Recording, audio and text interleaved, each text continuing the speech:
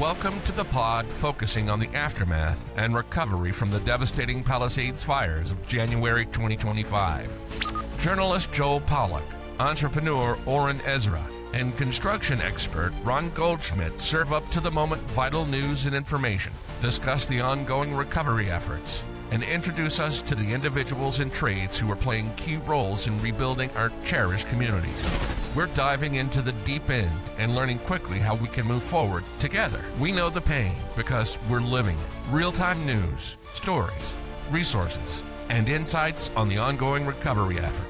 Buckle up. We're three homeless guys. Welcome to Three Homeless Guys, the podcast about the Palisades fire and the rebuilding effort. I'm Joel Pollack here with Oren Ezra and Ron Goldschmidt, and we have a very special guest with us on this episode, Chris Blanchard. He's one of my neighbors. He lives up on Jaycon Way, and he's going to talk to us this week about creative ideas for rebuilding and pooling resources. This is going to be a repeated theme as we go forward, people cooperating to lower costs and to give each other ideas. But we'll start, as always, with some news. And the news in Palisades this week is the arrival of yet another rainstorm. Mayor Karen Bass wants you to know that she is out there making sure that she's prepared for this one. And the evacuation warnings have been out there for quite some time. I was actually up in the Palisades today, this being Wednesday, March 11th, and there was no line to get in because people got scared about the rain. So absolutely no line. And the rain actually wasn't so bad today. It's expected to be worse overnight, so we'll see what happens. Mud flows, debris, all that kind of thing. But that's part of the challenge of rebuilding when there's no vegetation on the hillsides. They're starting to look green, which is nice to see.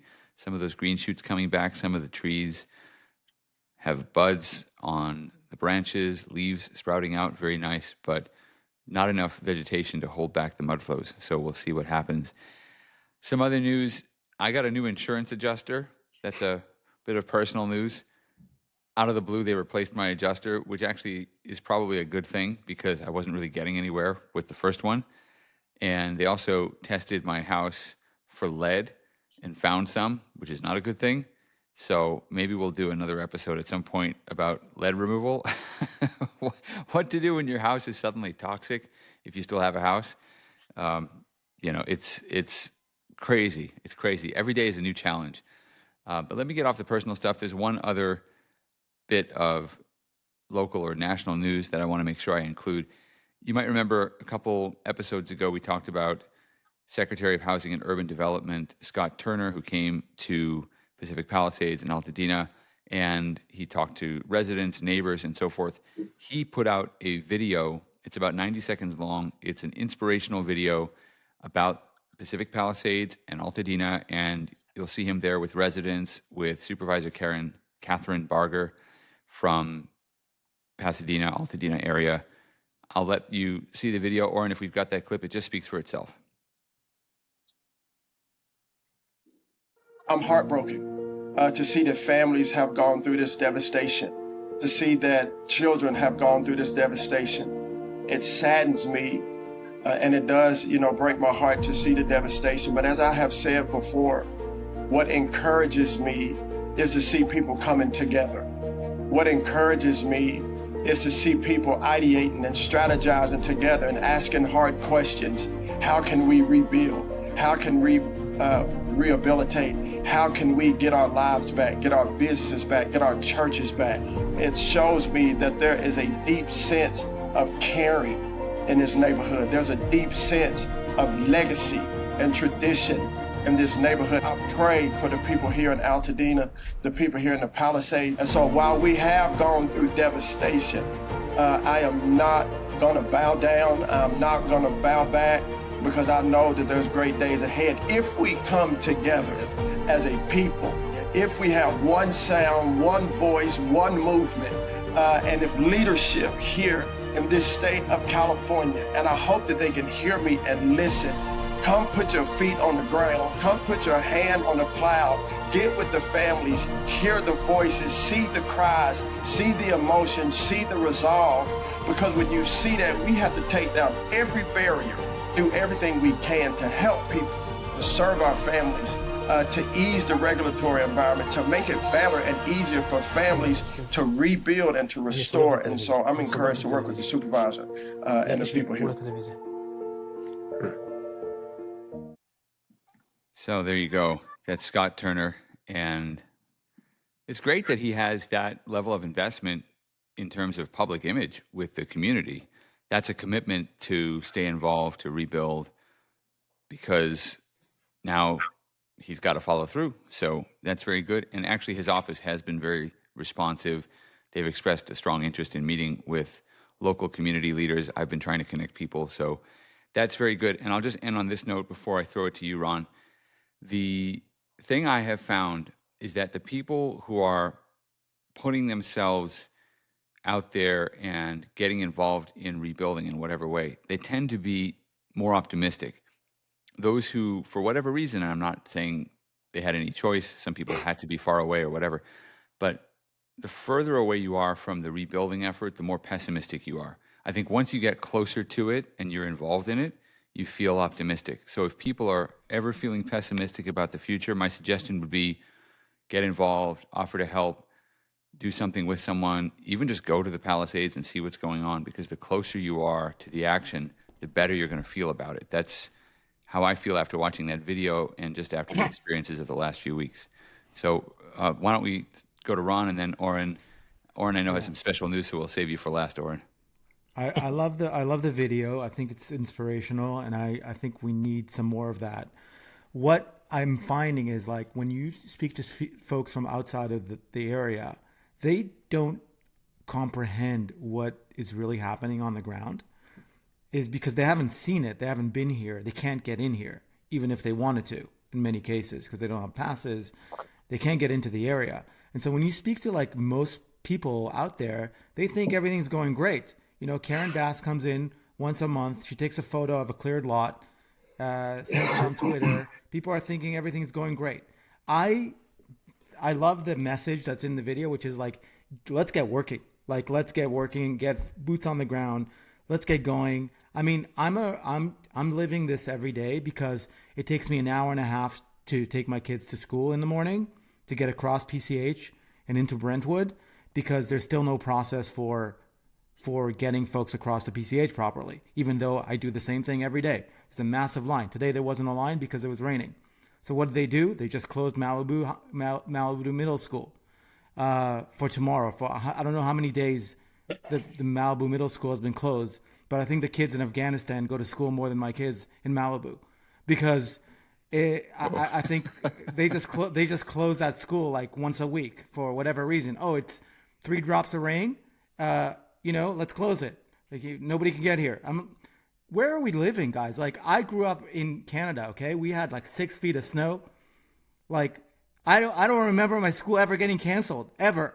Like, this is just a small rant that I'm on.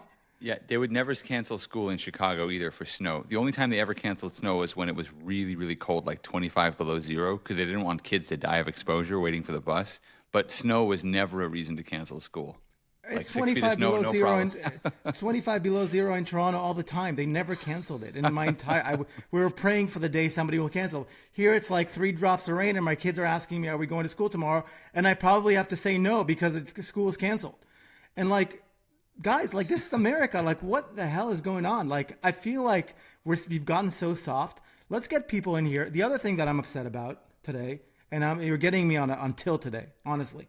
Because the other thing I'm upset about today is that the lines are just getting outrageous to like get out of the area. There's really not a lot of reconstruct. There is some debris clearance going on, but when we talk about debris clearance and like getting this stuff moving, like I just come from the school of thought, like, let's get going. Like, I want to see 24/7 trucks on PCH moving shit away from the Palisades, clearing stuff. I want to hear country music. I want to hear Tejano music, like driving down PCH on the sides, like listening to trucks, like clearing shit at 3 a.m. That's what I want to see. And we're not, like, it's just like everything is at a snail's pace. It's not going well. It's not going well. I think we need like the adults to take over and like to get this thing going. It's not going well. I'm not in a good mood today. And if you think I'm bad, I know Dr. Debris is very upset today. Very upset. I can see by his face. All right, doctor, take it away. So I'm very upset. Actually, just like till an hour before the pod, I wanted us to talk about the $40 billion, and I did calculation. And then an hour before the pod, I'm talking to my debris company, to Tom of the Line. I'm talking to Gital, and I'm like, Oren, you won't believe what happened. I'm like, what? We finally have like the instruction how to remove the debris. I'm like, okay, great. She's like, hold off. It's not that great. I'm like, why? What happened? So now, after 2 months later, right? Instead of like Ventura that had it like a week later, now in the they have like they put out some document that look like somebody 16 years old did it from his high school on his high school break. They put out a document, and number 12, the last thing on the document, says that after you remove your debris, now you need to get inspection, okay, to get it clear. Not a big deal, right? Okay, inspection, come inspect it. Let's finish with it. So yes, it is a big deal because there is 13 inspectors for the fires in Altadena, in LA County, and in LA City. So Malibu, if your zip code is Malibu, if your zip code is Pacific Palisades, if your zip code is Altadena, there is 13 inspectors that can do it. And if you guys remember, we talked to Supervisor Lindsay Rovet like a couple of days over here, a couple of days ago, and we talked about the hazard license. And actually, Lindsay was great. She put me in touch with somebody from her office, with Aaron, and we had a long conversation about this hazards certificate. And I think that what happened was that somebody tried to do good because they gave whoever have like a GC license A, they gave him like the ability to remove debris if he does a hazard license. But on top of it, they put it to everybody that does it day in, day out. All the regular demo company, which doesn't make any sense.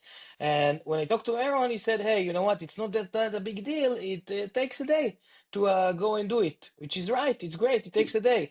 But what's the problem after talking to Gital? I understand. The problem is that it takes you 3 months to get an appointment. So that means that only in like, I don't know, like in 2 months, 5 months after the fire, people that have been working in removing debris all their life can start removing the debris. In the meantime, guess what happened? They allowing you to use another contractor that he'll be in charge of the hazards. What does it mean in terms of prices? It means that if instead of paying $40,000 for your debris removal, you're paying another 10%, $44,000. And guess what? You need to wait for inspection. So it means that maybe in 9 months or a year, even if your debris is being removed today, it means that maybe in 9 months or a year, you'll get like your place cleared and you can start building. But wait, there is another thing, okay? If you have asbestos, it's a totally different ball game, right? And you can't take it to the same landfill and stuff. But what's happening with the army? The army doesn't even do asbestos testing. And when the army is taking their debris, where are they taking it? To Calabasas. Now we all understand why the people of Calabasas got upset. People of Calabasas got upset because the army is removing the debris, right? Not checking for asbestos, throwing it in their backyard. Okay? Another thing now, Gital that finished a house yesterday, trying to remove the debris because they don't want it sitting over there. But because it's raining, they're not accepting any debris removals. So if they come with the concrete from my house tomorrow, they're not going to be accepted. But if they come with a concrete from any other construction site, they are accepted. Why? Can somebody explain me? It's treated exactly the same. Why is this not accepted? Why is that accepted?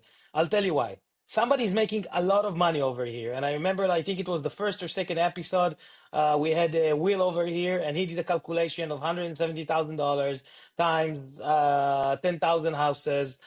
Somebody is making a lot of money on us, okay?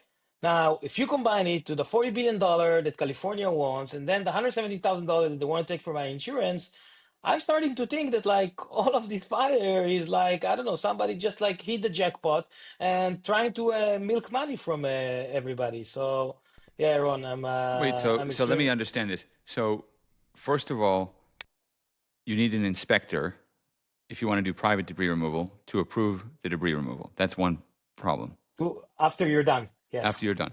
Secondly, the debris removal person, if they're private, has to have this hazard license that you can only correct. get if you have an appointment, which is 3 months from now, at least. Yes. And then, Unless you use somebody else's license, and then me or Randy is paying right, 10% on top of what I'm so supposed you to have to pay. use another contractor. Okay, and then the other problem, the asbestos. Private debris removal cannot put it in any old dump, but the Army Corps doesn't even test for asbestos, and they're taking it to Calabasas, and they just do it. And the other problem you identified, I want to just make sure I understand the issue of rainy days. Just explain that again. Like, what was the issue with the rain? You couldn't do it, but someone else could do it. You cannot bring the debris. Let's say they cleared my house yesterday. Everything is ready on trucks. They want to take it to the landfill. Mm-hmm. The landfill is not accepting debris removal on rainy days. They will accept any other. Yes, yes, I know. It doesn't Listen, rain on landfills? exactly. You know, it sounds Aren't they funny, but spraying all the lots anyway?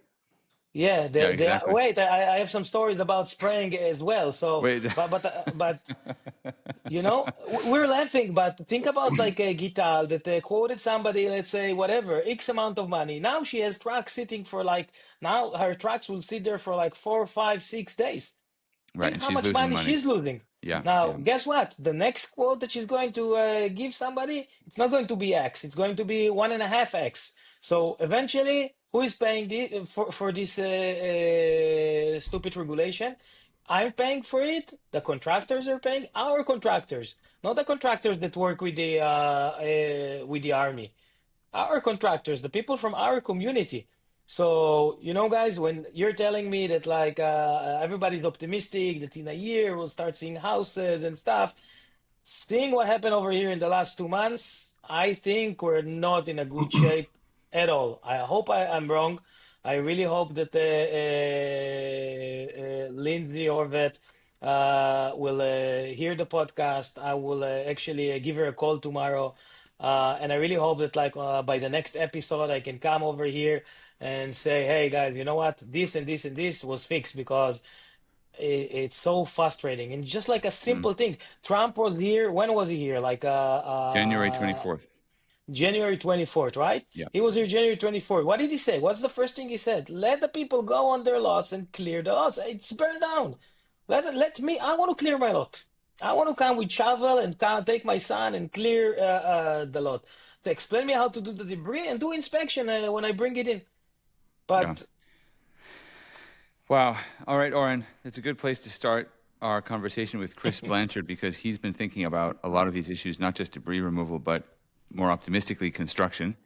And we're pleased to bring him on. He has had a lengthy career in marketing. He managed campaigns for leading Fortune 500 companies, including 28 nonprofits. He's also the founder or co-founder of Chicas Tacos, which is a restaurant chain. And he has been busy building homes in northern Mexico and connecting people with nonprofits. He's built 2 homes in LA and 7 restaurants. And today, while operating Chicas, he also is trying to rebuild up on Jaycon Way in the Palisades and is trying to help family, neighbors, and friends. So, Chris Blanchard, we welcome you to Three Homeless Guys. Welcome. Hey, gentlemen. Hey, everybody. Thank you for having me. Well, Chris, you heard our intros. Let me get your reaction. Let's just start there. What do you think? What's your experience of debris removal and the lines to get in, all the issues that we raised? Yeah, well, I'm sorry I chimed in a little early too because I was like heated there with you, Oren. I was like, how? Like, this is the dumbest thing I've ever heard. Like, aren't we putting water on our lots anyway? Yeah, I mean, I got into this pretty early on. I'm not going to say what day it was because I don't want to get in trouble, but my wife and I snuck into the Palisades really soon after the fires, and um, the final nail in the coffin was hit in, and we realized that we lost our home, and as did most of our neighbors on our street on Jaycon Way. And I just went into in the mode of like, how do we go to the next steps? How do we, piece our family back together? What do we do to bring consistency to our twin 3-year-olds, right? Because like they're not going to have the same life for the foreseeable future.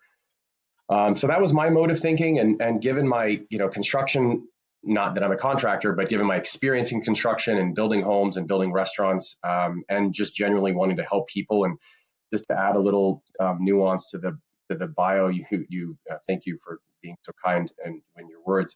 But the homes I helped build in northern Mexico was through my charity, through our church. So we would go and donate our time, and through a youth church program is how we would build these homes. So I just thought, like, how do I use my skill set and help my neighbors? And so, to your point, Oren, and to something you said earlier, Joe, like, unfortunately, I haven't experienced the same things folks are experiencing, like what you just read, Oren. I mean, I linked up with this company early, debris removal, environmental removal company that has done work in Maui, has done work in Napa and Sonoma surrounding counties, has done work in Paradise.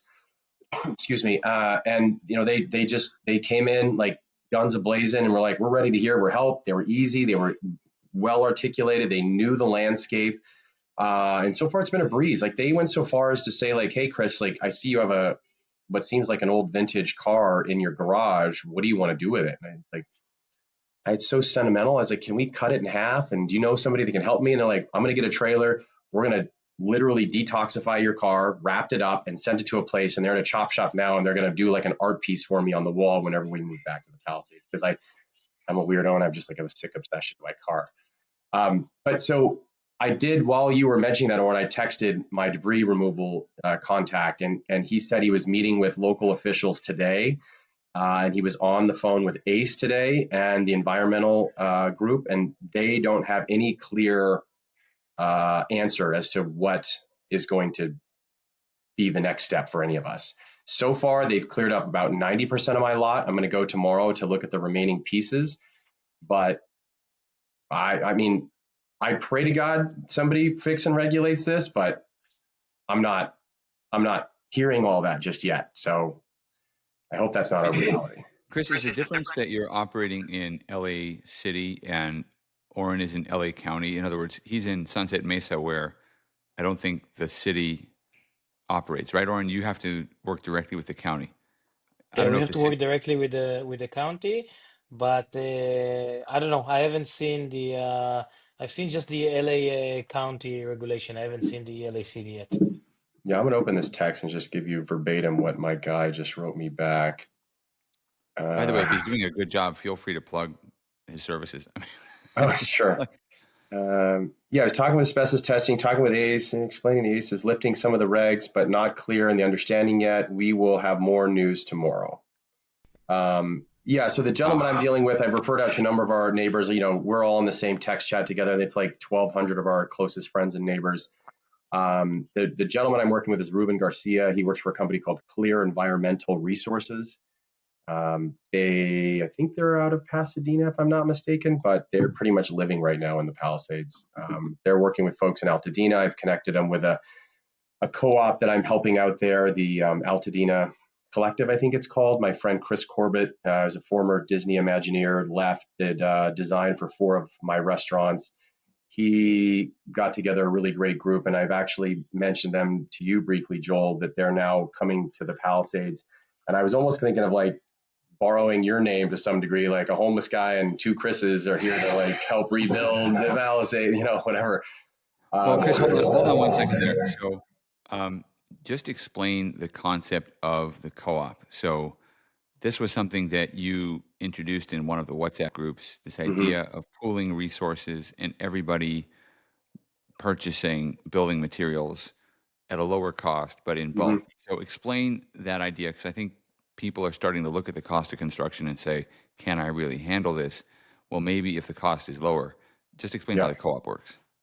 Yeah, and our good friend, great grandpa Steve Soberoff, I think alluded to this in his last, podcast or last, video chat he put out to people as well. But The theory is this, and I've double vetted this with multiple contractors and the collective group that is the architect, the designer, the structural engineer, the expediter, that where we're going to see the greatest savings is in fact in the labor and in the materials.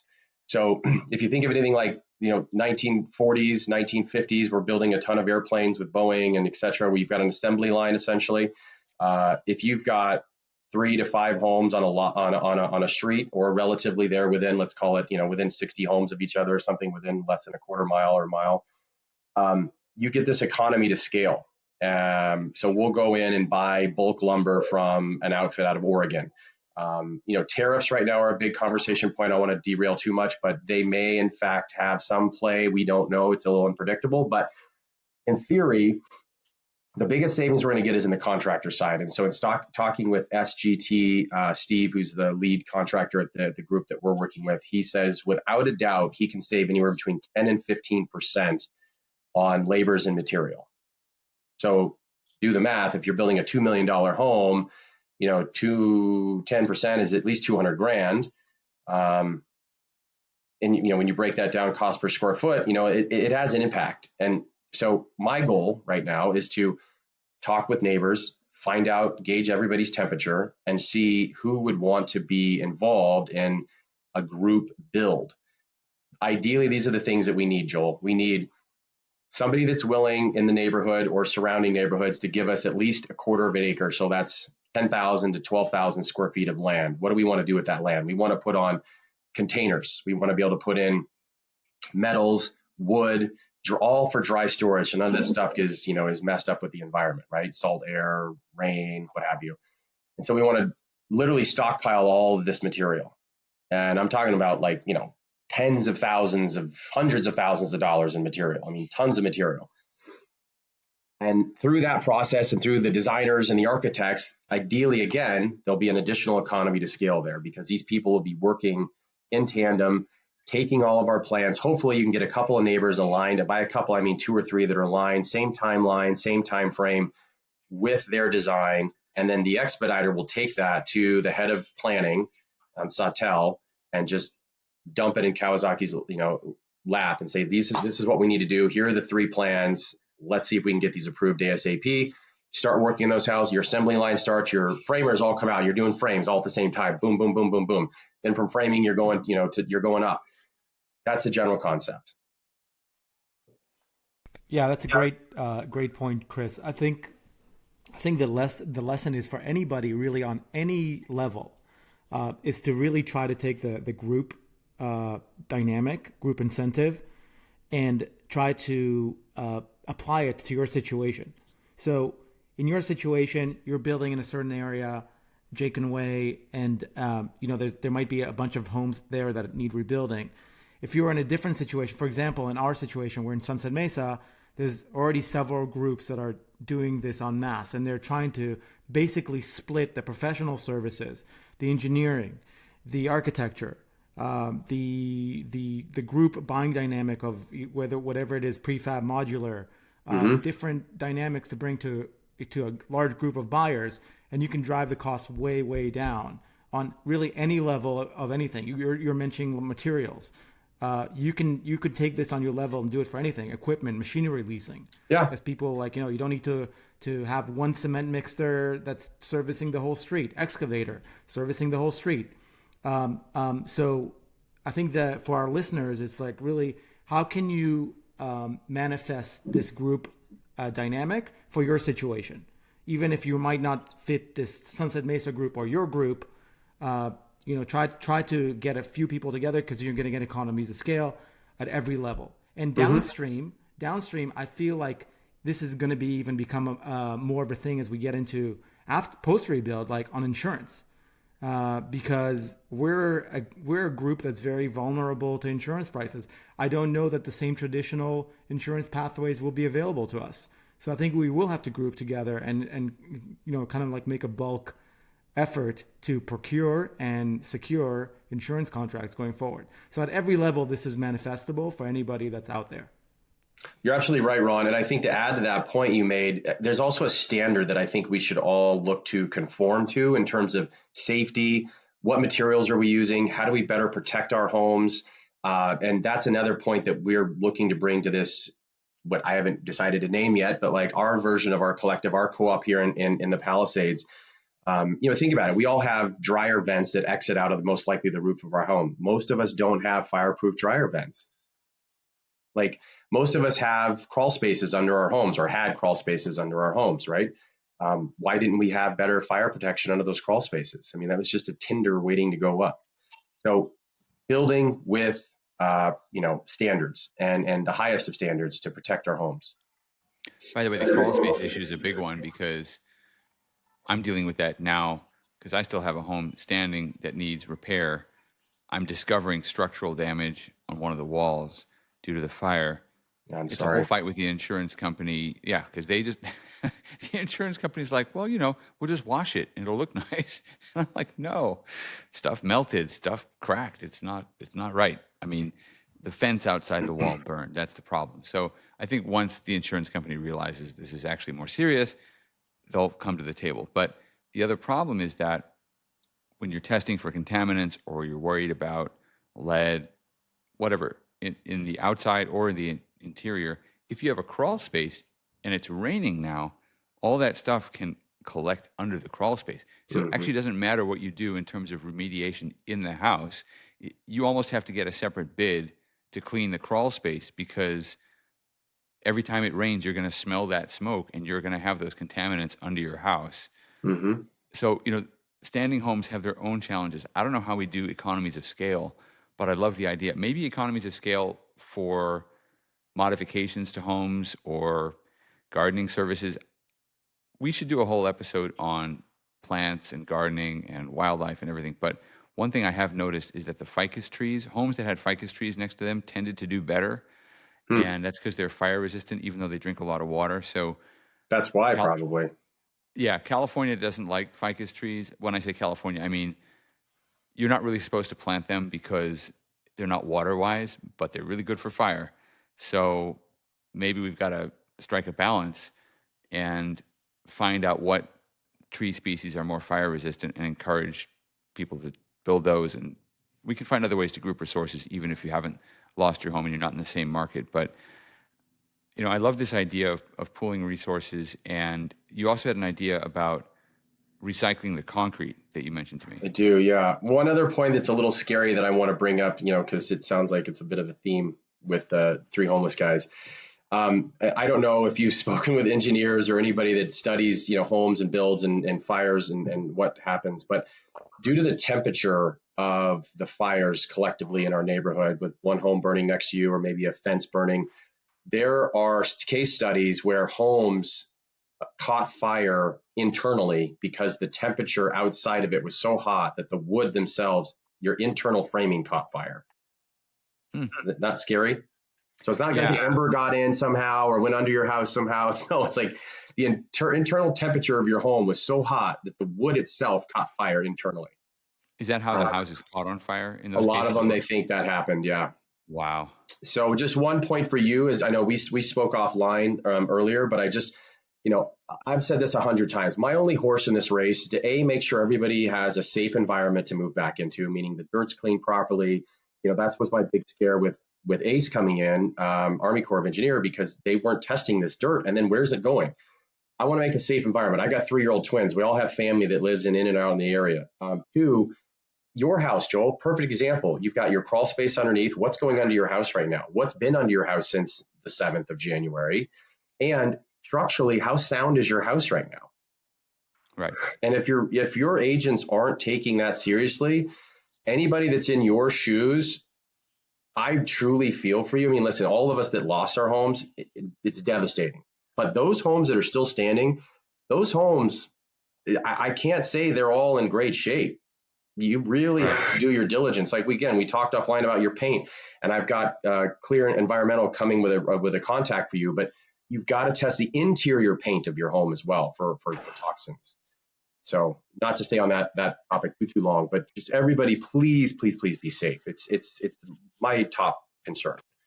So your question earlier about concrete and metals and things that we're pulling out of homes. So again, Clear Environmental came to me with an idea, and they said, listen, we want to do more. And I was like, great, you've already given me and my neighbors an incredible price for removing all of the debris on our house.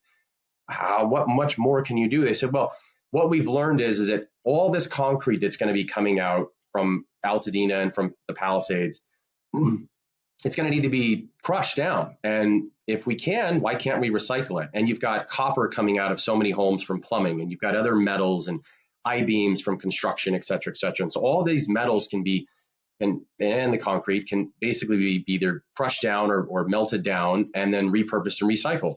And concrete, as we all know, is not cheap.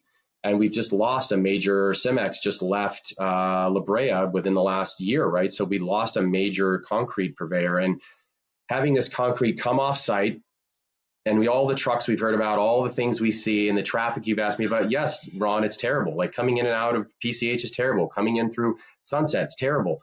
All we do is see these massive trucks coming in. Why don't we reduce that? Why don't we reduce it by 30%? Why don't we reduce it by 20%? Even if it was that number, it'd be great.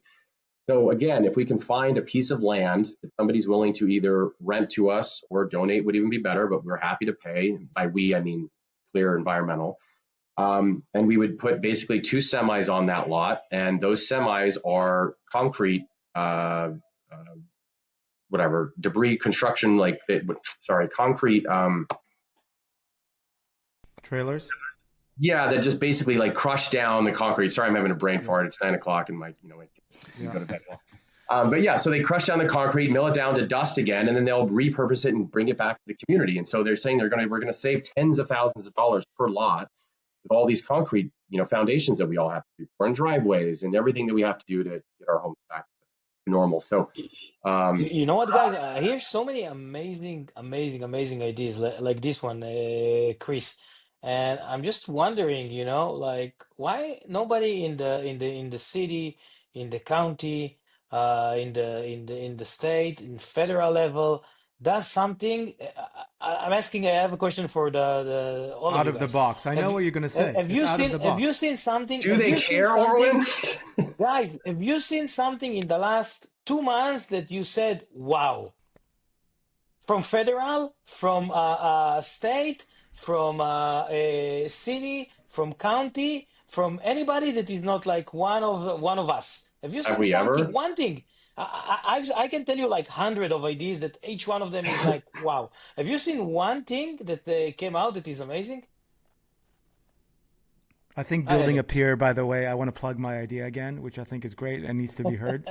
I think building a pier and crushing stuff off the shores and taking it there, and then taking the debris to another country or somewhere else where that is willing to take it for a price is a great idea, and will speed up things by a lot.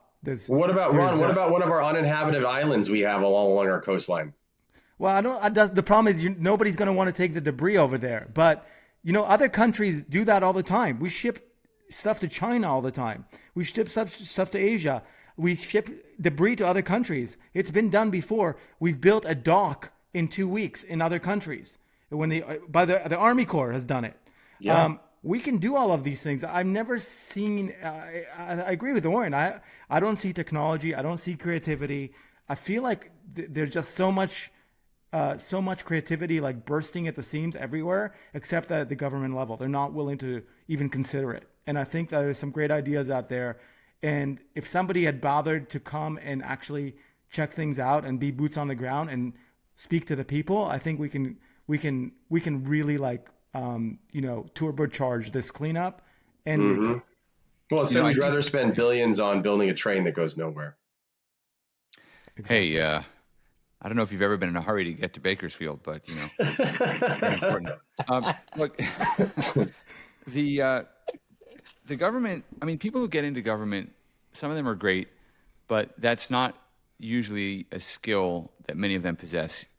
The skills that it takes to be a successful political leader aren't the same as the skills to be an innovator. I mean, I'm a journalist, and my brother Chris is like you. He's an entrepreneur. He's in the restaurant industry, and it's a very different personality. I mean, I have been around politics and political journalism for 25 years, and my brother is the guy who creates value, creates jobs, puts ideas to work. And I really respect and admire that. And I feel like my job is to make the world safe for people like him, because I don't actually have that personality. So the problem is that politics, unfortunately, doesn't attract too many people with ideas. Again, I don't mean to generalize, but it's generally true. However, I do think there are some people in the government who are realizing it. And this is not a partisan point. I'm just telling you, like, based on my interactions with the HUD people, I got a really nice text message from them today, and I will share this with you once I find it. Well, it was off the record, so I can't share exactly, but essentially they're having meetings to discuss how they can help. They are trying to help. And I had a discussion with them before the secretary actually came about what legislative steps they might be able to take to help, especially with the gap between insurance payouts and rebuilding costs. So there's an opportunity now, because somebody is listening, to feed that into the legislative process and say, okay, we have this unique problem in Palisades where we have a gap that's not going to be addressed by your ordinary FEMA grants or SBA loans. It's a significant gap. Mm-hmm. And it was caused by bad state policies. And how do we address that? Or at least, how do we fix the insurance going forward? Maybe there's some kind of common risk pool that the federal government can help subsidize. I don't know, but there's got to be some. I mean, thing Joel, that we they could can think of like 5 ideas right now between all of us that would be better than anything I've heard. I guarantee you. For one, I'm just saying they're listening. They're listening like because they know okay, that. Some here's people one realize thing. that. Here's one thing. The Yeah. lady I spoke to last week, 36-unit apartment building. They can't afford the permits because they don't have that reserve. Like, drop the permit fees. Here's one thing you can help with rebuilding: permit fees. Each one of these apartments is going to take 30 to 40K to rebuild. It's not manageable. It's not manageable to add this to the cost of anybody that's going to build anything here. It's going to be like minimum 30K to rebuild a house, probably upwards of that in permit fees. So that's number one. How we're talking about bulk buying. How about the government trying to bulk buy something? There's so many great construction solutions. We're going to get into the construction world very soon as we get into the rebuild, as people are starting to consider it. We're going to have episodes about this. What about the government stepping in and saying, hey, we're going to buy like 500 modular homes, put them in, we're the buyer. We're going to leverage the bulk buying. And here's like the certain footprints that fit like 50% of the Palisades in Malibu. Like, there's some amazing modular solutions these days. There's amazing like technology out there these days, but nobody's talking about it. Everybody's like, they're operating. I feel like it's 1982. Like, stick build is like the only option. And we're just going to do the things the same way that we did when we built our houses in the 60s. It's not okay. Like, I feel like we need I'm going to get a lot of hate for this, but like, we need a DOEF, Department of Fire Efficiency. Like, I would love to get Elon down for one day here and just tell us, okay, give us your greatest ideas. The guy can build like 100 miles But underground.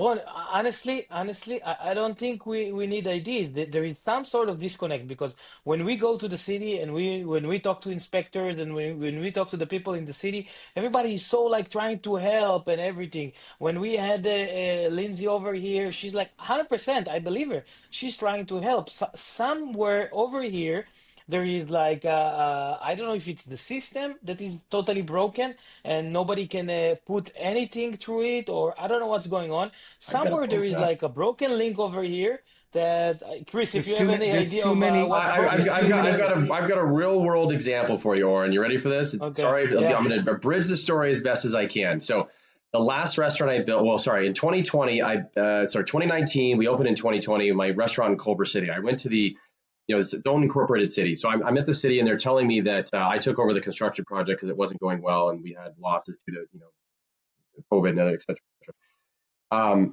I came into the city and I said, what do I need to do to get my plans approved so we can finish and open my restaurant?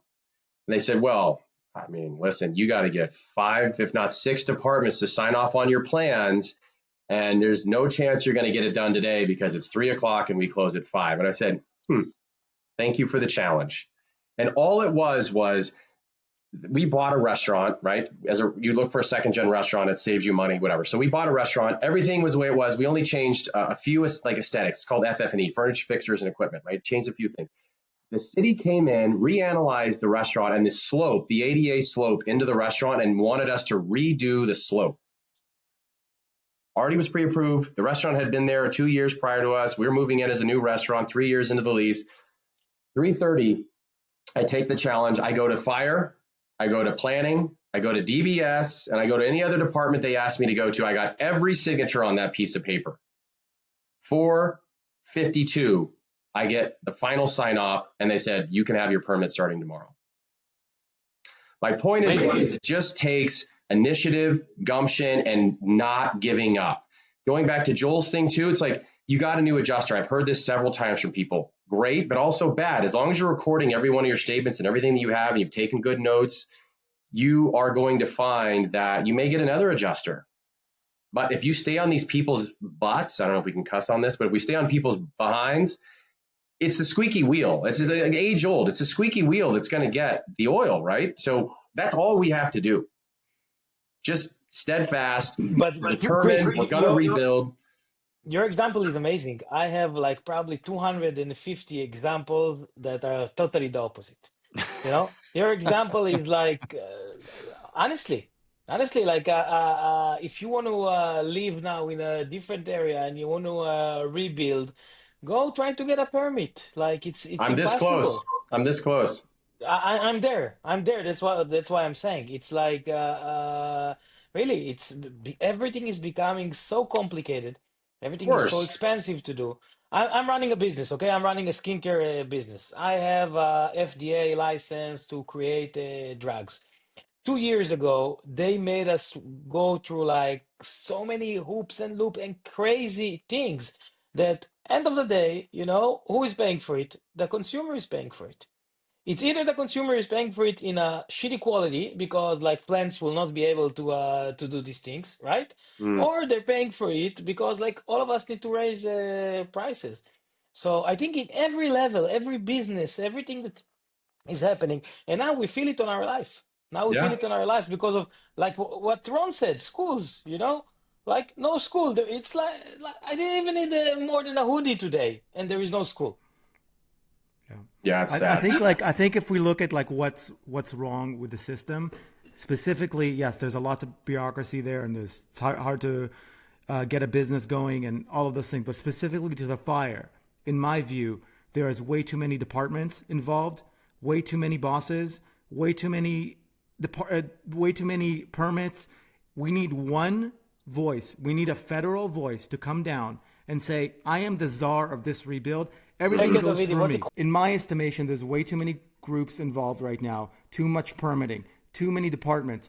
I know it's a big city, but we need a boss figure, a real boss, not the guy that they put in the day after that we haven't heard from since. We need a federal boss to come down and everything to go through them. And if you need a permit, it has to be them that says, okay, you need it, or you don't need it. Okay, and that's fair enough. But right now, there's just way too many cooks in the kitchen. When everybody's in charge, nobody's in charge. Right. We all know this from business, and I think that's what the first thing we need to do. So I love the message where we started the podcast with. I think that's exactly what we need, but we need that authority. We need somebody to come in and like help get this going. So Joe, can I raise a question? Yeah, go ahead. Yep. So my question is to the collective group and anybody that's watching this is, if Joel and I sat in today on a meeting with One Pally, and there's several other groups that are organizing around this, and I'm sure there's equal in Altadena. If we can collect this group and collect this voice and get either signatures or whatever it is, I mean, can't we petition? I mean, our current president sat at Station 69 with Joel on the table and said, I am going to commit to this. I am here, blah, blah. Wait, let's put everybody's like, ask or get off the pot. Like if you're saying you're going to do this, then commit and let's petition to get this stuff together. I mean, Ron, that's what's going to take. It's going to take us all putting our collective voices together and say, this isn't working for us. This is what we need. This is what Altadena needs. And if it's not that, then we're going to do it on our own. We don't need you. I suggested the idea of a California czar, someone who works in the White House, whose sole job is to focus on California. And they haven't taken it up yet, although Rick Grinnell is the special envoy who is doing a lot of good things to try to keep people on their toes. I learned this week a little bit, I may have mentioned it in the last episode, but I learned a little bit about how the budget process is working. And there's this fight among Republicans and Democrats over funding the government. And there's this continuing resolution which buys them more time, keeps the government open for 30 extra days. And all they do is roll over spending in every department for 30 days at exactly the same spending level. And they get people to sign on to that because they don't want the government to shut down. And it keeps the aid going to California, which is good on the one hand. On the other hand, it means they're not innovating, they're not adding new legislation, they're not trying new ideas, they're not creating new offices to handle some of the unique issues here. And in my discussions with people in Washington, I don't think that they're yet aware, not for lack of trying, they're just not aware yet of the depth of the problems that we're facing. And I'm still very optimistic about everything. Like I said in the beginning, I still feel optimistic. The more involved you are, the happier you feel about the future. But the challenges are amazing. And I was explaining to someone last night, I think we're at the stage now where these 30 days where they're going to have this continuing resolution rollover, in a way it's bad because they're not going to innovate yet and we're running out of time.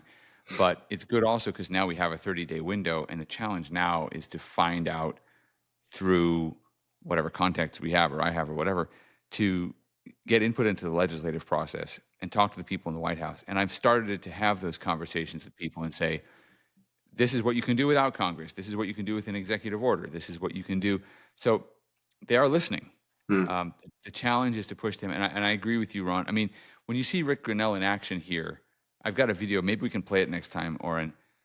There's a video of him, like Karen Bass is there, and the Army Corps of Engineers, and I don't know if Lindsay Horvath is there. Someone's there from the county. And they're all kind of going back and forth. FEMA is there.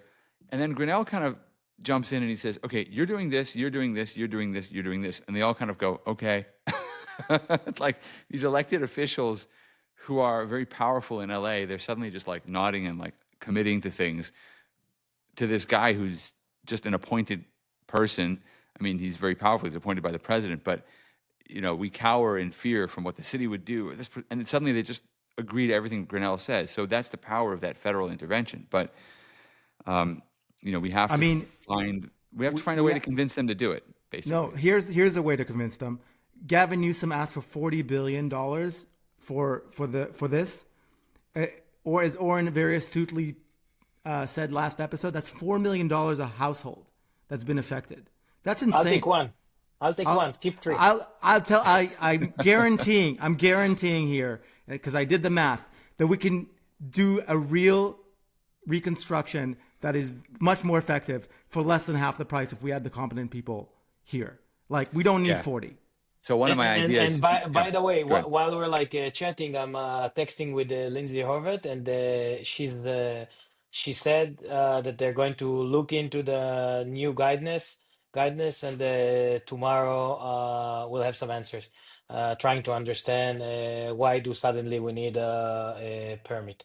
So, but the like point you said, the point is, like, we're 2 months, 2 months plus 5 days into the reconstruction, and there's still no process, right?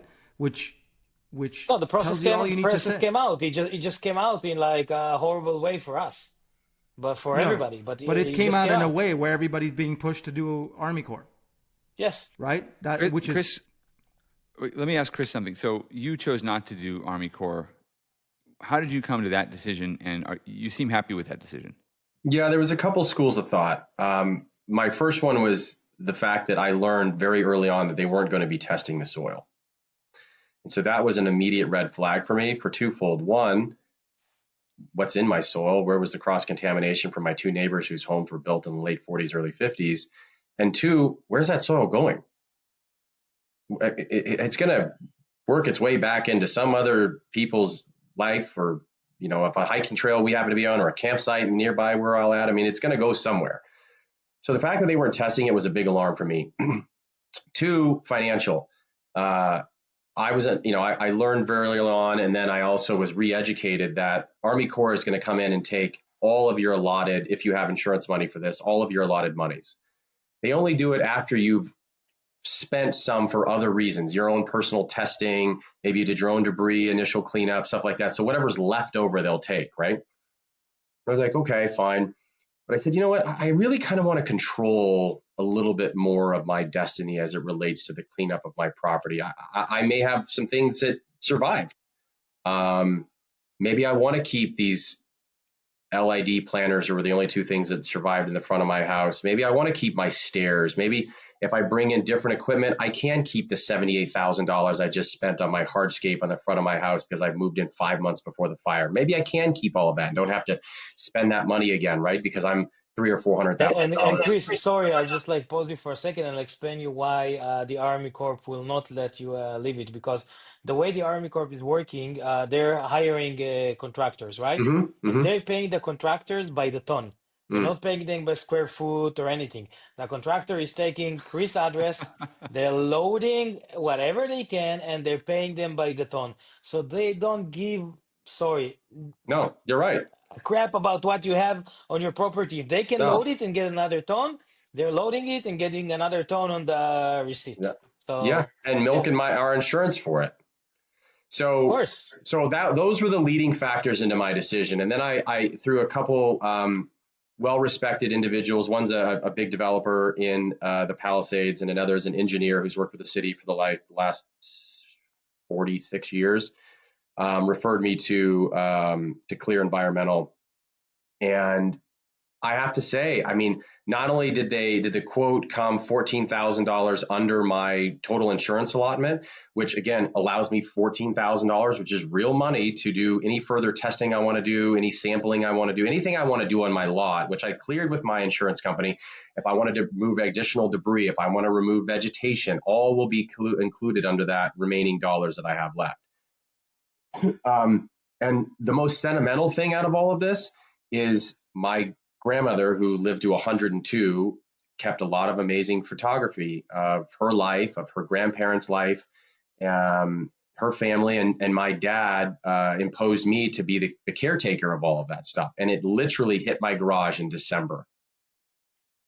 Wrap your head around that. I can't even tell you how much weight of photos and albums and framed pictures, et cetera, et cetera, et cetera. Clear Environmental found at least 30 photos that are over 100 years old. Wow. That I didn't even think existed. I just thought that everything's gone. And I'm not kidding you. They went in like a scalpel. I mean, they just were like with their excavators, and they were just picking pieces of metal and my like water filtration system and this and that, and just picking pieces out. And I was like, oh my God, that I remember that photo frame when I was 6 years old, when I used to stay at my grandmother's house, and it's all those cute oval with all the kids' heads and all my cousins and all that. It's like, I remember that from when I was a kid, and they found it. They're treating it now, and I hopefully will be able to put it on my wall sometime in the future. So for the sentimental reasons that just discovered, and for the financial and other reasons, that's why I went private. I love that story. It gives a lot of people, I think, like, we lost so many sentimental things, and I haven't done my debris removal yet. I don't think that there's anything there to save, but that does give me hope that there's going to be some things. You never know. Down there. There are some sifting services that are offered. Samaritan's Purse is Mm-hmm. one, and then the Scientologists have another. And then this is just a sort of funny story, but some of my neighbors were sifting through their home, and I hadn't seen anybody find anything at that stage. I know the sifters have found important mementos or sometimes even jewelry, that kind of thing. But this was a family going through it with their relatives. They were going through their house, and this woman found a framed photograph of her and her ex-husband and her daughter. And she was so thrilled to find this photograph. And I was just standing there watching them do this. I said, it's great, but do you really want a picture of yourself with your ex-husband? And she said, well, it's going to be important to my daughter to see the three of us together. And then she thought about it and she said, we are kind of going through a messy divorce still. And then I said to her, well, look on the bright side. He can have the house. So that was the. I thought you were going to tell her, burn the picture. Yeah. I mean, look, you can find things. So that's an amazing story, Yeah. Chris. I mean, look, there's so many pieces to this. It's really hard, and we do have to find solutions. But look, I mean, the fact that we're coming up against roadblocks is also something we need to be worried about, and maybe an opportunity to get more aggressive with some of the political leaders that we elect and that we've seen come through. And yeah. I But fully who vote can for change that. this Yeah. thing? Joe, like I remember hearing about like that like the politicians are not the ones that are controlling the state, right? The deep state, whatever it is. And I always like said, bullshit, bullshit, bullshit. Come on. Now I don't know. I guess there is somebody, for instance, now with this hazard like license, there is somebody sitting either in a DWP or in a health and environment or somewhere that he decided that somebody need this and nobody can move him from his opinion because somehow he got the power to do this thing. What can we do? Like, honestly, we're going through this is like the first thing that should have been cleared in the first week. This should have been like totally cleared in the first week. Now we're like 2.5 months later, and this is still happening. So I don't know. I don't know even how to start like fighting it. Yeah. And also, it does mean that people trust their government less when you see these crazy things. And yeah, you almost feel like some of it is malicious. I do think there's a risk that the Palisades will get short shrift because people think of it as a wealthy area. And so why do they need help? And maybe there are some city officials who think now is the time to really stick it to those people. It's one of the reasons I think it's good to have public officials coming through and at least hitching their wagon to the cause of rebuilding. Because if it fails, they also fail.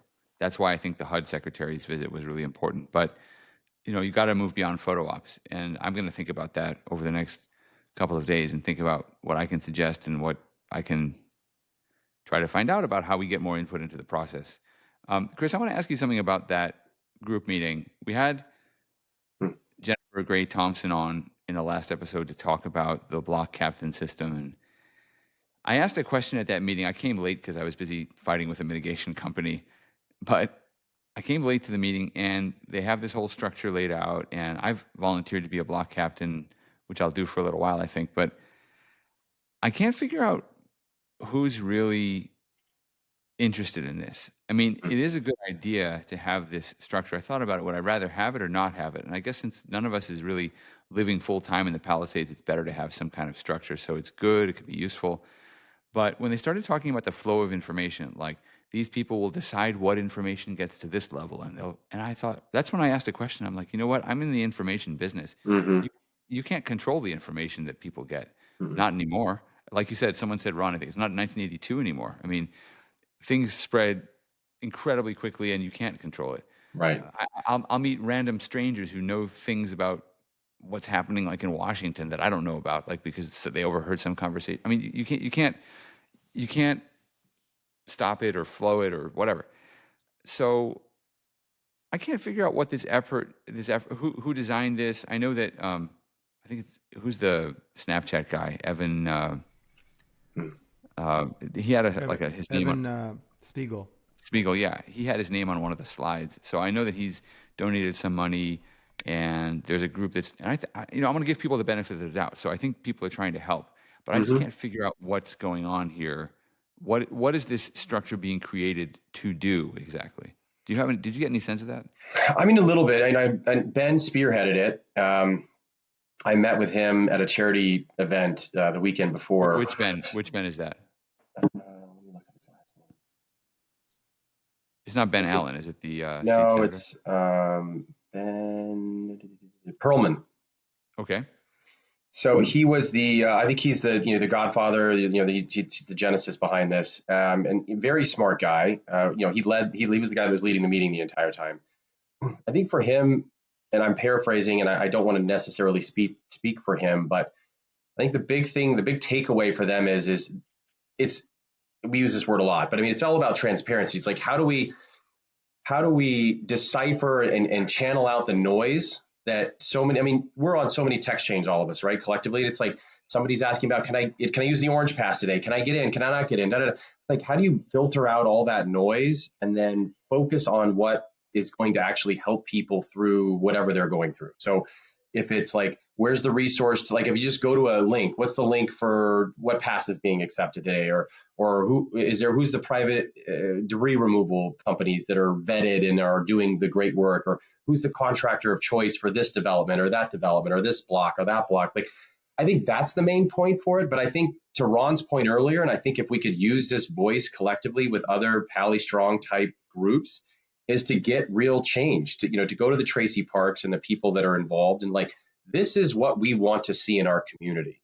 I think if we can channel that energy and then those voices, I think that's where we're going to see real movement. It's just my personal opinion. But to answer your question, I think it's really to help decipher and give people, because think about it.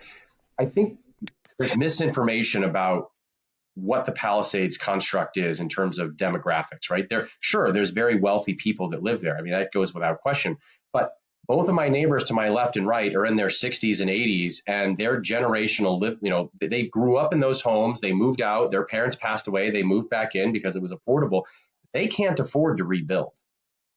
And they're 80. Don't you want to live next to your grandkids? And yeah, so fine. A couple of my neighbors are going to move to San Diego. My point is like, you have people, and my wife and I are in that same boat. We work our asses off. We worked our asses off to get there. We worked our asses off to stay in the Palisades. We wanted a good environment and a great school system to put our kids into, which we were, trying for years to have kids. I mean, we were like diligent about and vehement about having children. And we wanted to move into a nice environment. And so we bought a tear down house, like we have a crappy house in a nice neighborhood. And we put everything we had. We were cash poor. We put everything we have into that house. So don't come and tell me that I'm rich. Don't come and tell me that I'm a multimillionaire, because I'm not, right? Like, I got everything into that house. And there's a lot of people like that. So the narrative, I think, needs to shift and change. Like when we put our first phone call in to FEMA, like, oh, you live in Palisades, can't help you.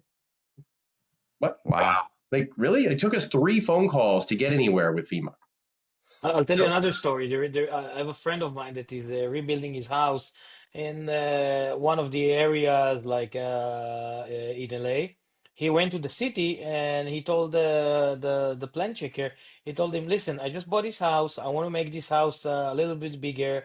I have 3 kids. I want each one of them to have his own room. And the plan checker told him, hey, I grew up in a place where I had my 4 brothers with me in the room. So I don't think it's going to happen. So honestly, I don't get it. We work hard. I know the 4 of us, right? And I'm looking around me. We're in Point Doom right now, and we were in Malibu, and I know a lot of people in the Palisade. I think 99% of the people that I know that live over there work their asses off. We work hard, Yeah, each one of us. We don't there is the 1% that play tennis all day long and right. generation wealth, and somebody worked hard along the way. Okay, I'm working hard. Hopefully, my son can be playing tennis and I don't know. 2 Although I o'clock know on a my son, Tuesday. I'm not going to let him do it. But honestly, we work hard. We pay a lot of taxes.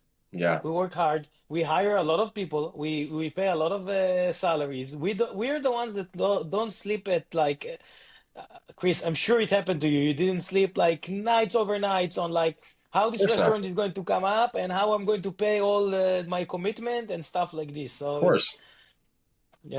and that's the America that I came to. I came to America to make the dream, and suddenly we're in a situation that everything is so hard. It's like if you want to do add another bathroom in your house, it's like go through hell now.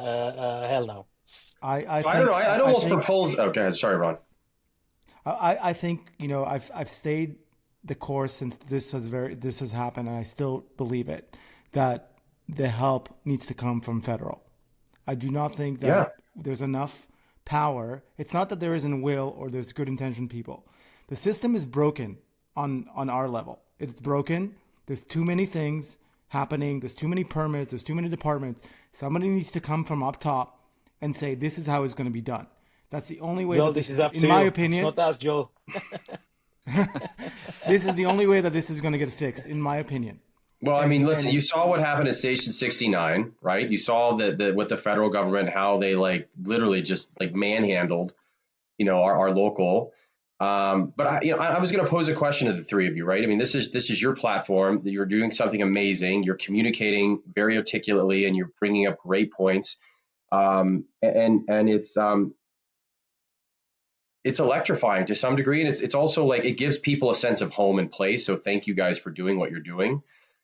I don't know if this is something that you're of interest, but could you poll your audience? Could you find somebody, if it's the Ben Perlmans of the world or whomever? It's like, who can we appoint, or how many people, how many voices? What's the poll? What's the temperature of our community?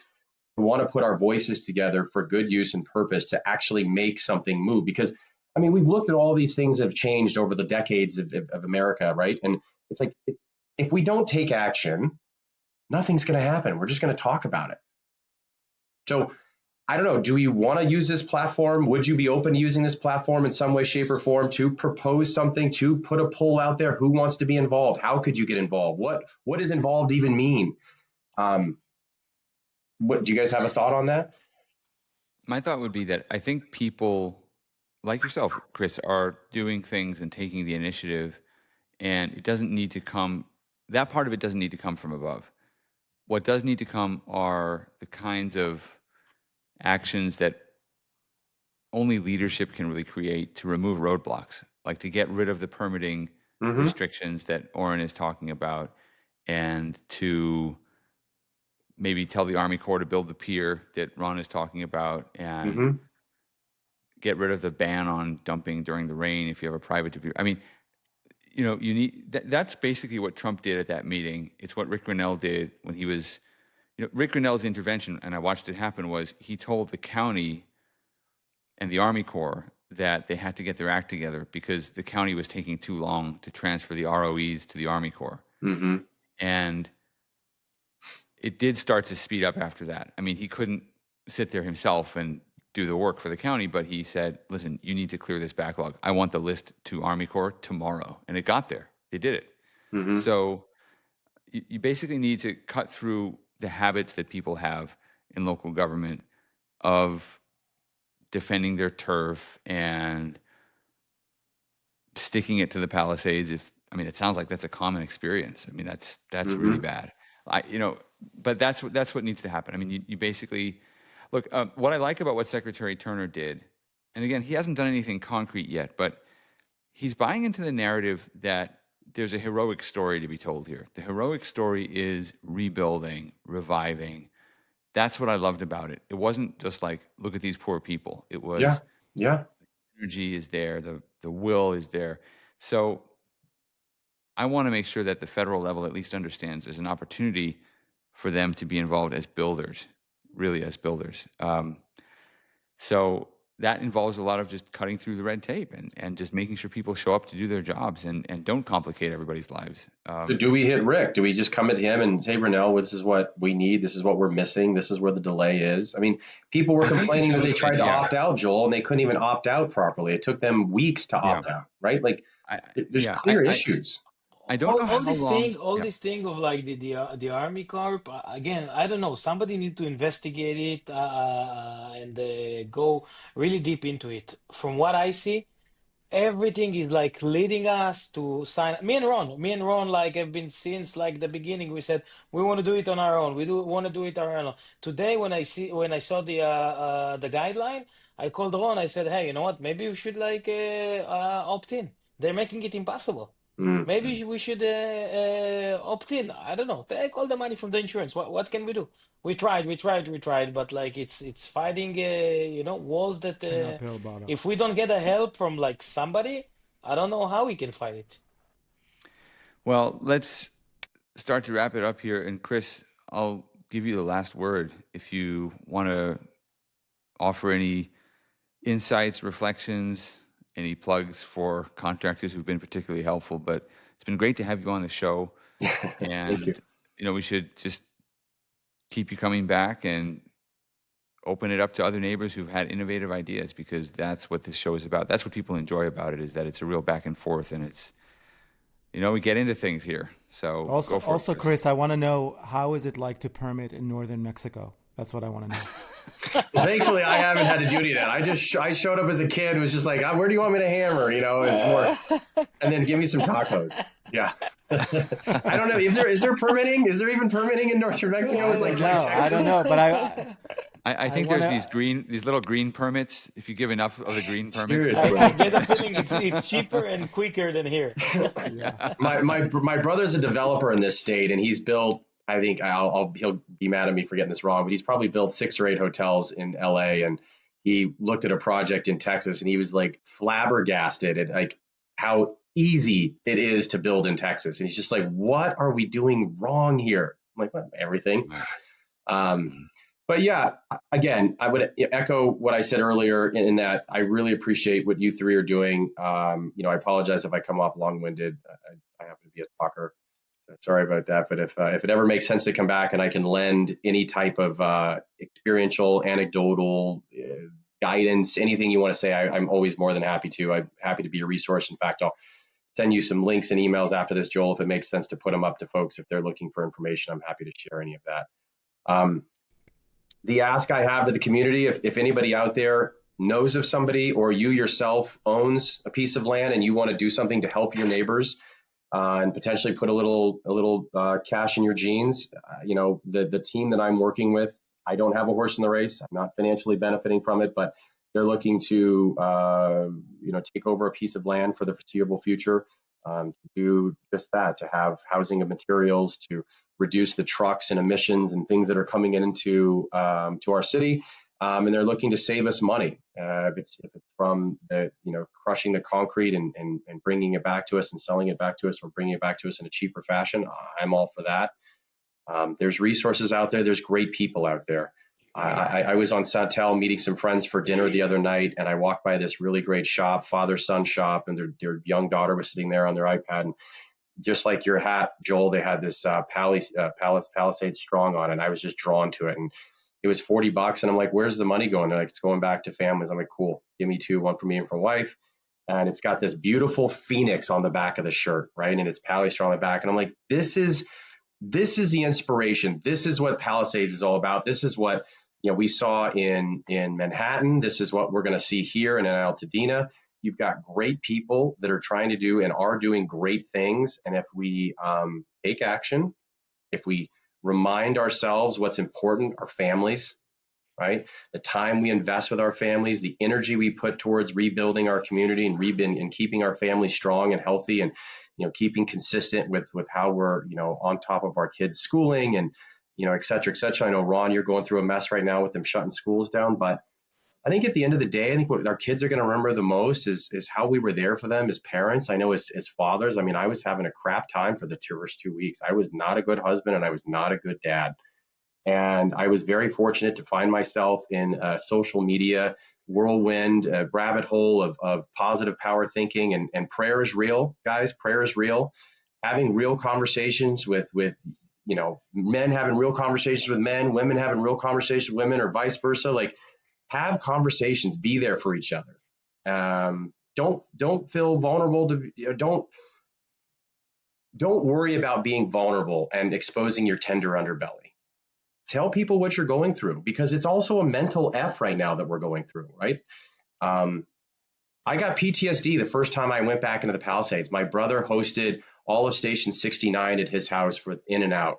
And I went back and I was masked up, and I was the only one with a mask on, and I felt like I was a kook, and everyone was just looking at me like I'm a weirdo. And I'm like, I don't know, man, like the air quality's not great. Like, what's going on here? Like, I'm in Amalfi, and I'm like, should I be here? Should I not be here? I'm just coming for a burger. Like, what am I doing?